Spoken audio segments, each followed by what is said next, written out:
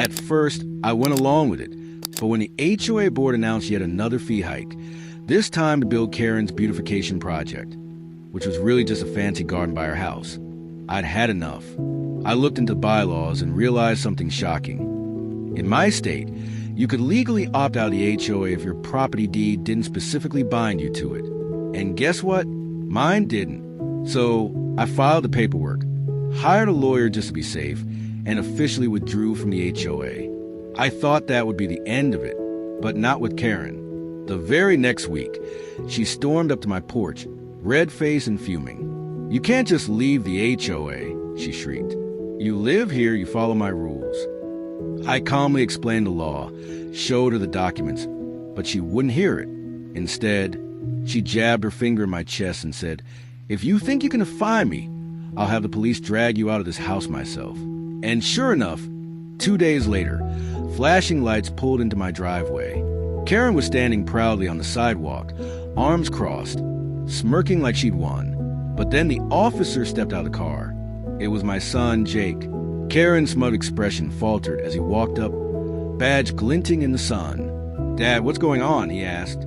Before I could even answer, Karen jumped in, barking, "Officer, arrest this man immediately. He's violating HOA rules. He's a danger to community." Jake raised an eyebrow. "Ma'am, HOA rules aren't laws.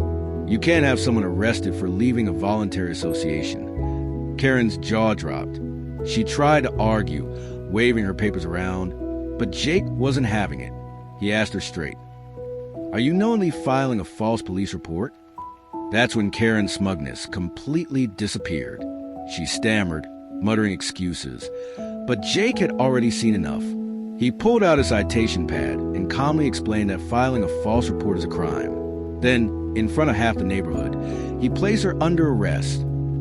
What would you do if your HOA Karen lost her mind because you dared to leave her little club and then call the cops on you? That's what happened to me. She thought she was about to watch me get hauled away. But she didn't know my son was one of those cops. And when he showed his badge, let's just say her face went pale. When my wife and I first moved into this neighborhood, we figured joining the HOA was just part of the deal. Sure, the fees were high and the rules were strict, but we wanted to keep the peace. Over time, though, I started to realize the HOA wasn't protecting homeowners. It was just feeding the egos of people like Karen. Karen was the president of the HOA, and she ran it like her personal kingdom. If your grass wasn't exactly 3 inches tall, you got a fine. If your paint color wasn't on her approved list, you got a violation notice.